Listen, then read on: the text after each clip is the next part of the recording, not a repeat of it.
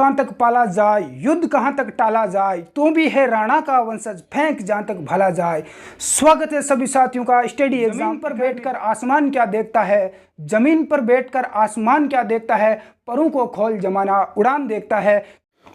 स्वागत है सभी साथियों का स्टडी एग्जाम एकेडमी पर। नए हो तो इस चैनल को सब्सक्राइब करें, क्योंकि यहाँ पर गवर्नमेंट जॉब की सबसे पहले न्यूज़ और निःशुल्क तैयारी करवाई जाती है। तो आज हम बात करेंगे महिला व बाल अपराध, जो अपना टॉपिक है राजस्थान पुलिस कांस्टेबल और Rajasthan police sub inspector SI, दोनों एग्जाम के लिए काफ़ी महत्वपूर्ण टॉपिक है। तो ये हम यदि आपको पूरा इसका सिलेबस चाहिए तो हमारा जो व्हाट्सएप नंबर है 8529144016, इस पर आप व्हाट्सएप एसएमएस करें, कॉल ना करें, और आप यहाँ से इसकी पूरी ई बुक प्राप्त कर सकते हैं, जिसमें आपको पूरा सिलेबस मिलेगा और साथ में आपको यहाँ पर ऑब्जेक्टिव सारे के सारे क्वेश्चन आपको मिल जाएंगे। बिना देरी के क्लास स्टार्ट करते हैं। सभी साथी लाइव जुड़ जाएं। राजस्थान की प्रथम बाल विकास परियोजना कहाँ शुरू की गई? जोधपुर, डूंगरपुर, बांसवाड़ा या पाली? राजस्थान की प्रथम बाल विकास परियोजना है तो काफ़ी महत्वपूर्ण है, तो शुरू की गई, इसका राइट आंसर हो जाएगा सी, बांसवाड़ा। किस जिले में शुरू की गई? बांसवाड़ा जिले में शुरू की गई। यहाँ पर बात करें राजस्थान की प्रथम बाल विकास परियोजना, तो ये 2 अक्टूबर 1975 को गड्डी पंचायत समिति बांसवाड़ा में प्रारंभ की गई थी। विशेष तौर से ध्यान रखना। अगला क्वेश्चन आपके लिए है कि राजस्थान का पहला चाइल्ड फ्रेंडली पुलिस थाना कौन सा है? काफ़ी महत्वपूर्ण रहेगा। राजस्थान का प्रथम चाइल्ड फ्रेंडली पुलिस थाना, चाइल्ड हेल्पलाइन नंबर कितना है? 1098। जयपुर, भरतपुर, जोधपुर। नंबर 4 दिया हुआ है आपको धौलपुर, तो इसका राइट आंसर क्या हो जाएगा? बिल्कुल यहाँ पर डी करेक्ट आंसर होगा धौलपुर। सदर पुलिस थाना धौलपुर, यह प्रथम चाइल्ड पुलिस थाना है, ध्यान रखना। नेक्स्ट अगला देख, राजस्थान की पहली पोक्सो कोर्ट कहां पर स्थापित की गई? जोधपुर, अजमेर, जयपुर या उदयपुर? पोक्सो एक्ट के बारे में सारे प्रश्न हमने इस ई बुक में कवर करवा दिए गए हैं, तो आप इनको जरूर देखें। तो बच्चों के लिए है ये पोक्सो कोर्ट। तो सबसे पहले कहां पर स्थापित किया गया, इसका आंसर कमेंट बॉक्स में बताएं। देखें, क्लास में आगे बढ़ने से पहले बता दूं, यदि कोई मेरा साथी जो रीट लेवल फेस्ट की तैयारी कर रहा है, उसके लिए अनअकैडमी एप्लीकेशन पर 18 अगस्त से नया बैच स्टार्ट हुआ है। इसमें आपको live classes, recorded video, PDF notes, संपूर्ण जानकारी आपको मिलने वाली है। तो अनअकैडमी ऐप को आप डाउनलोड जरूर करें, लिंक नीचे डिस्क्रिप्शन बॉक्स में है। उसमें मेरा कोड राजपाल 10 आप यूज़ करोगे तो आपको 10% का डिस्काउंट भी इस एप्लीकेशन में मिल जाएगा। बाकी की संपूर्ण जानकारी आपको नीचे डिस्क्रिप्शन बॉक्स में दे रखी है। तो इस प्रश्न का राइट आंसर यहाँ पर सी हो जाएगा, जयपुर। राजस्थान की प्रथम पोक्सो कोर्ट की स्थापना अपनी राजधानी जयपुर में की गई, इसका विशेष तौर से ध्यान रखें। अगला प्रश्न है, प्रधानमंत्री द्वारा बेटी बचाओ बेटी पढ़ाओ योजना को कब प्रारंभ किया गया? प्रधानमंत्री नरेंद्र मोदी के द्वारा एक योजना चलाई गई, बेटी बचाओ बेटी पढ़ाओ। तो इसकी शुरुआत कब हुई, ये आपको बताना है। ऑप्शन आपके सामने है, 1 जनवरी 2015, 22 जनवरी 2015, 1 फरवरी 2014 या 15 फरवरी 2014। इसका राइट आंसर भी हो जाएगा 22 जनवरी 2015 में इस योजना की शुरुआत हुई थी, बेटी बचाओ बेटी पढ़ाओ। इसके अलावा मैं आपको कुछ एक्स्ट्रा जानकारी देता हूं जो एग्जाम के लिए महत्वपूर्ण है। राजस्थान सरकार द्वारा महिला उत्पीड़न दहेज प्रकरणों की शीघ्र सुनवाई हेतु, महिलाओं के साथ किसी प्रकार का उत्पीड़न होता है, दहेज वगैरह किसी प्रकार का मामला होता है, तो उसमें सुनवाई जल्दी हो, इसके लिए 2013 में अपर जिला न्यायालय स्तर के 5 वरिष्ठ न्यायालय स्थापित किए गए। 5 जगह विशिष्ट न्यायालयों की स्थापना की गई ताकि शीघ्र जल्दी सुनवाई हो सके। तो ये पूछा जा सकता है कि वो न्यायालय कहाँ कहाँ पर है। तो नंबर 1 है अपना अजमेर में, भरतपुर में भी है, उदयपुर में है, बीकानेर में है और जोधपुर में। जयपुर में नहीं है, ये ध्यान रखना। ऑप्शन में आपको जयपुर दिया जाएगा कि इनमें से कहाँ पर नहीं है, तो ध्यान रखना जयपुर में नहीं है। बाकी अजमेर, भरतपुर, उदयपुर, जोधपुर और बीकानेर, इस 5 जगह हैं, ध्यान रखना। ये काफ़ी महत्वपूर्ण रहेगा, इसमें जयपुर आपको नहीं करना है। अगला क्वेश्चन आपके सामने है कि भारत में विधवा पुनर्विवाह अधिनियम किस गवर्नर जनरल के काल में लागू हुआ? विधवा जो पुनर्विवाह है, ये अधिनियम किस वर्ष लागू हुआ? लॉर्ड कैनिंग, डलहौजी, कर्जन या इनमें से कोई नहीं? तो इस समय गवर्नर जनरल कौन था? तो इस समय गवर्नर जनरल थे अपने लॉर्ड डलहौजी। कौन थे? लॉर्ड डलहौजी।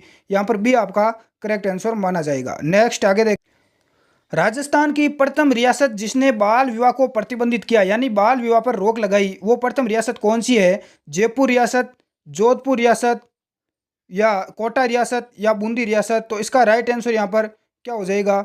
बिल्कुल आपसे पूछा गया है बाल विवाह पर रोक लगाई, तो वो रियासत है अपनी जोधपुर। कौन सी? जोधपुर रियासत है, इसका भी यहाँ पर राइट आंसर हो जाएगा। और सती प्रथा पर सर्वप्रथम रोक किसने लगाई थी? तो सती प्रथा पर लगाई थी बूंदी ने। कहाँ इसने लगाई? बूंदी ने। यहाँ पर डी राइट आंसर सती प्रथा का होगा।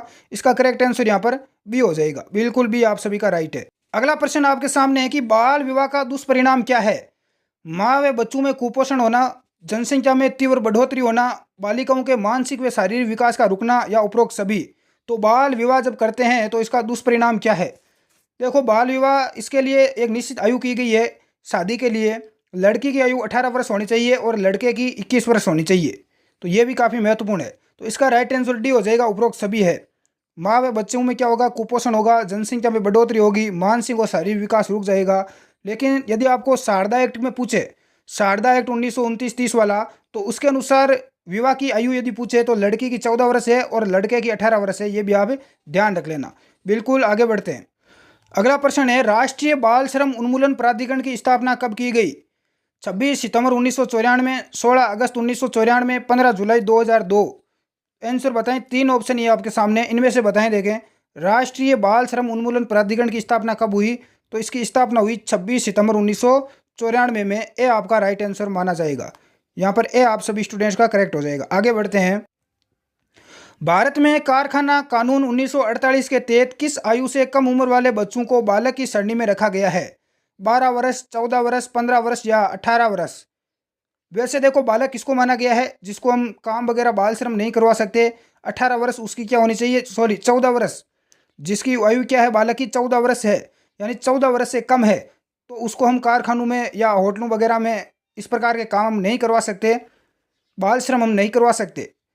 तो यहाँ पर कारखाना कानून के तहत भारत में बच्चों को बालक की श्रेणी में रखा गया है, यानी कितनी उम्र से कम वालों को, तो बिल्कुल 15 वर्ष। ध्यान रखना, इसमें कितनी है उम्र, 15 वर्ष रखी गई है। सी यहाँ पर आपका राइट आंसर माना जाएगा। अगला देखें, भारत में 6 से 14 वर्ष तक के बच्चों को निःशुल्क एवं अनिवार्य प्राथमिक शिक्षा प्राप्त करने को मौलिक अधिकार कब बनाया गया। यानी 6 से लेकर 14 वर्ष के जितने भी बच्चे हैं उनको यहाँ पर अनिवार्य रूप से शिक्षा दी जाएगी और निःशुल्क यानी बिल्कुल फ्री शिक्षा दी जाएगी। गवर्नमेंट स्कूल वगैरह में आपको पता ही है फ्री शिक्षा दी जाती है। तो इसको मौलिक अधिकार कब बनाया गया, 2001 में, 2006, 2010 या 2012 में। जो RTE आपने सुना होगा, राइट टू एजुकेशन, तो अधिकार बनाया गया इसको 2010 में। कब बनाया गया, 2010 में। सी आपका राइट आंसर हो जाएगा। नेक्स्ट अगला देखें।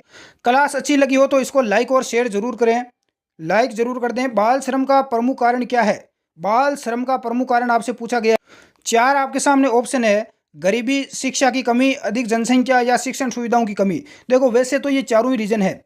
गरीबी भी है जिसके कारण छोटे बच्चों को माता पिता काम पर लगा देते हैं, शिक्षा की कमी है, लोग शिक्षित नहीं है, जनसंख्या बहुत ही तेजी से बढ़ गई है, इसके अलावा शिक्षण सुविधाओं की भी कमी है। लेकिन प्रमुख कारण गरीबी है। क्या है, गरीबी। गरीबी यदि नहीं होती, यदि सभी लोग अमीर होते तो अपने बच्चों को कभी भी कहीं उद्योग धंधे पर, होटल पर कोप धोने, आप पता है होटल पर चाय वगैरह कप छोटे बड़े धोते हैं, तो ऐसे काम पर कभी भी नहीं भेजते। ये भी ध्यान रखना। तो इसका रीजन, मुख्य कारण गरीबी है। और यदि वैसे पूछा जाए तो सभी उपयुक्त, सभी राइट आंसर माना जाएगा। अगला क्वेश्चन है, 1990 का दशक निम्नलिखित समूह द्वारा बालिका दशक घोषित किया गया। अफ्रीका देश, यूरोपीय देश, अमेरिकी देश या सार्क देश। तो 1990 का दशक किस समूह द्वारा बालिका दशक घोषित किया गया, तो ये सार्क देशों के द्वारा किया गया। इसका करेक्ट आंसर डी आपका करेक्ट आंसर माना जाएगा। बिल्कुल, सभी साथियों का स्वागत है। अगला प्रश्न आ चुका है, बाल श्रम का कारण क्या है। हमने पहले बाल श्रम का प्रमुख कारण देखा था कि गरीबी है। इसके अलावा बाल श्रम का और कारण क्या हो सकते हैं, इसमें दिया हुआ है। ए है आपके सामने गरीबी, सेकंड है काम की तलाश में जाना, अशिक्षा या उपयुक्त सभी। तो देखो, गरीबी भी है, वो तो प्रमुख कारण है। इसके अलावा काम की तलाश, अशिक्षा, लोग शिक्षित नहीं है, तो इसका राइट आंसर डी होगा, उपयुक्त सभी। क्या होगा, उपयुक्त सभी होगा। नेक्स्ट अगला प्रश्न है, बाल श्रमिकों की तादाद ज़्यादा है शहरी क्षेत्र में, ग्रामीण क्षेत्र, गांव व शहरों में बराबर या इनमें से कोई नहीं। तो बाल श्रमिकों की तादाद ज़्यादा कहाँ पर है, अधिकतर बाल श्रमिक आपको बाल श्रमिक कहाँ पर मिलेंगे, तो वो आपको ग्रामीण क्षेत्रों में मिलेंगे, गाँव में आपको मिलेंगे। इसका राइट आंसर भी आपका करेक्ट हो जाएगा। नेक्स्ट अगला, भारत में मी टू अभियान को किस अभिनेत्री ने गति प्रदान की। मी टू अभियान को गति किस अभिनेत्री ने प्रदान की, रानी मुखर्जी, प्रियंका चोपड़ा, तनुश्री दत्ता या अमीषा पटेल। तो इसका राइट आंसर क्या होगा, कमेंट बॉक्स में बताएं देंगे सभी विद्यार्थी। बिल्कुल भी हो जाएगा, 3 नंबर यहाँ पर राइट होगा। तनुश्री दत्ता ने इसको गति प्रदान की थी, 3 नंबर आपका करेक्ट आंसर माना जाएगा। अगला प्रश्न है, सामाजिक कार्यकर्ता तराना बर्क ने सर्वप्रथम किस वर्ष मी टू वाक्यांश का उपयोग किया, 2012, 2007, 2009 या 2006। तो इस मी टू वाक्यांश का सबसे पहले प्रयोग 2006 6 में किया गया। आपका 4 नंबर यहाँ पर सभी का राइट आंसर होगा, जो भी विद्यार्थी बता रहे हैं। बिल्कुल क्लास को लाइक जरूर करें। नेक्स्ट आगे बढ़ते हैं। अगला प्रश्न है, कार्यस्थल पर महिलाओं के साथ यौन उत्पीड़न अधिनियम 2013 किन संस्थानों पर लागू होता है? जहां 10 से कम व्यक्ति काम कर रहे हो, जहां 10 से अधिक व्यक्ति एक साथ काम कर। अगला है, जहां 50 से अधिक व्यक्ति हो, जहां 50 से कम व्यक्ति हो। तो इसका राइट आंसर क्या होगा, नीचे कमेंट बॉक्स में बताएं। तो इसका करेक्ट आंसर क्या होगा, जहां 10 से अधिक व्यक्ति हो। जहां 10 या 10 से अधिक व्यक्ति काम कर रहे हो, या तो 10 व्यक्ति एक साथ काम कर रहे हो, कोई ऑफिस है मान लो, कोई फैक्ट्री वगैरह है, वहां पर 10 व्यक्ति काम कर रहे हैं, या 10 से अधिक कितने भी व्यक्ति हो, तो उस स्थान पर यौन उत्पीड़न अधिनियम 2013 वो लागू होगा। उन सभी संस्थानों पर ये लागू होता है, तो आप ध्यान रखना। इसका सेकंड यहाँ पर राइट हो जाएगा। अगला प्रश्न देखें, कार्यस्थल पर महिलाओं के साथ यौन उत्पीड़न रोकथाम निषेध और निवारण अधिनियम 2013 कब प्रभाव में आया? तो ये अधिनियम कब प्रभाव में आया, प्रभावी हुआ? तो ये 9 दिसंबर 2013, 9 अक्टूबर 2013, 15 जून 2013 या 10 अगस्त 2013। इसका राइट आंसर क्या हो जाएगा? बिल्कुल यहाँ पर जो भी विद्यार्थी बता रहे हैं 9 दिसंबर 2013 सभी का यहाँ पर राइट है। अभी तक ये ई बुक आपने नहीं ली है तो आप ले सकते हैं, सीधी आपके मोबाइल में डाउनलोड होगी, आप व्हाट्सअप कर दें हमारे व्हाट्सअप नंबर पर। बिल्कुल आपका राइट आंसर होगा। अगला प्रश्न देखें, यौन उत्पीड़न के मामले में मी टू अभियान के तहत आरोप में घिरे हॉलीवुड निर्माता कौन है? Spielberg, David Yates, Harvey Weinstein या जेम्स कैमरन। तो इसका राइट आंसर क्या होगा? बॉलीवुड अभिनेता कौन है सबसे पहले जो मी टू अभियान में फंसे थे, आरोपी बने थे? तो इसका राइट आंसर 3 नंबर हो जाएगा। बिल्कुल हार्वी वाइनस्टीन थे सबसे पहले। इसका यहाँ पर 3 नंबर राइट होगा। भारतीय बाल मजदूर औसतन कितने घंटे काम करते हैं? बाल मजदूर जो कितने घंटे जिनको काम करना पड़ता है भारतीय, 15, 14, 12 या 10 घंटे। तो आप सभी को पता है कितना घंटा, लगभग 12 घंटा उनको काम करना ही पड़ता है।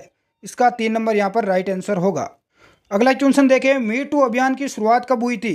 अक्टूबर 2017, अक्टूबर 2016, जनवरी 2016 या जनवरी 2015। तो मी टू अभियान की शुरुआत हुई थी अक्टूबर 2017 में। आपका ए यहाँ पर सभी का राइट आंसर माना जाएगा। अब कुछ हम देख लेते हैं थ्योरिकल प्रश्न, तो तभी आपको बहुत ही अच्छा लाभ मिल सके एग्जाम में। हमारी कोशिश ये रही। यहाँ पर देखो, एग्जाम की दृष्टि से कुछ महत्वपूर्ण हम धाराओं पर चर्चा करते हैं जो एग्जाम में अक्सर पूछी जाती है। अन्य महत्वपूर्ण धाराएं हैं, ध्यान रखना। धारा 326। अब धारा 326 क्या है ये आपको पता होना चाहिए, एग्जाम में सीधा पूछेगा। 4 ऑप्शन आपको दे दिया जाएगा। तो यदि कोई व्यक्ति तेजाब के द्वारा हमला करता है, आप समझ गए होंगे तेजाब, आप सभी जानते होंगे, एक छपाक फिल्म आई थी वो इसी पर बनी थी, अम्लीय यदि कोई हमला करता है, तेजाब से हमला करता है, तो इसके द्वारा धारा 326 लागू होगी और ऐसे व्यक्ति को 10 वर्ष की कम से कम सजा होगी। कितनी होगी? 10 वर्ष तो सजा होगी। अगला है, अगली हम बात करें तो धारा 326A। कौन सी धारा? 326A। यदि कोई व्यक्ति जानबूझकर, कैसे जानबूझकर यदि तेजाब डालता है, किसी व्यक्ति के ऊपर जानबूझकर अमल डालता है, तेजाब यदि डालता है, तो ऐसे व्यक्ति पर धारा 326A लागू होगी। 26A, ध्यान रखना, आगे ए दिया हुआ है। इसकी उपधाराएं हैं, 326 की अलग अलग उपधाराएं हैं और ऐसे व्यक्ति को आजीवन कारावास की सजा होगी। धारा 326B क्या कहती है कि किसी व्यक्ति पर तेजाब या रासायनिक पदार्थ द्वारा किया जाने वाला हमले का प्रयास, कोई व्यक्ति तेजाब या कोई रासायनिक पदार्थ से हमला करने का यदि प्रयास भी करता है तो ऐसे व्यक्ति पर धारा 326B लागू होगी और इसमें सजा कितनी है? 3 साल की सजा है, इसलिए प्रयास भी आप मत करना। अगली यहाँ पर देखें, धारा 166B। धारा 166B क्या कहती है? यदि कोई पीड़ित व्यक्ति अगर डॉक्टर के पास जाता है और डॉक्टर इलाज करने से मना करता है तो सीआरपीसी की धारा के अनुसार 1 साल की क्या होगी? डॉक्टर को भी सजा होगी, कम से कम 1 साल की डॉक्टर को सजा होगी। कोई अमल, यदि किसी व्यक्ति पर अमल एक्सीडेंट अटैक हो जाता है और ऐसा व्यक्ति डॉक्टर के पास जाता है इलाज के लिए, डॉक्टर यदि मना करता है तो धारा 166B डॉक्टर के ऊपर भी लागू होती है। ये भी आप ध्यान रखना। ये सारे के सारे प्रश्न हमारी ई बुक में है और उसी में से हम करवा रहे हैं। इस ई बुक को आप ले सकते हैं और अपनी तैयारी और बेहतरीन कर सकते हैं। धारा 369 ये किस काम की है? अगर कोई व्यक्ति किसी शिशु का अपहरण करता है, किसी छोटे बच्चे का अपहरण कर लेता है और इस उद्देश्य से करता है कि उस बच्चे के क्या करें, उनके किसी भी शरीर के अंग को बेच सकें, तो ऐसे व्यक्ति पर धारा 369 लागू होगी और इसमें सजा कितनी है? 5 वर्ष की इसमें सजा का प्रावधान किया गया है। इसके अलावा यहाँ पर ध्यान रखना, सीआरपीसी और आईपीसी आर्ट भारतीय दंड संहिता, इंडियन पेनल कोड, इन दोनों के बारे में पता होना चाहिए आपको। सीआरपीसी का मतलब क्या होता है? पूरा नाम कोड ऑफ क्रिमिनल प्रोड्यूस, ये आप ध्यान रखना, ये सीआरपीसी का पूरा नाम है। इसके अलावा सीआरपीसी लागू कब हुई थी? 1 अप्रैल 1974 में सीआरपीसी को लागू किया गया। ये भी आपको पता होना चाहिए एग्जाम की दृष्टि से।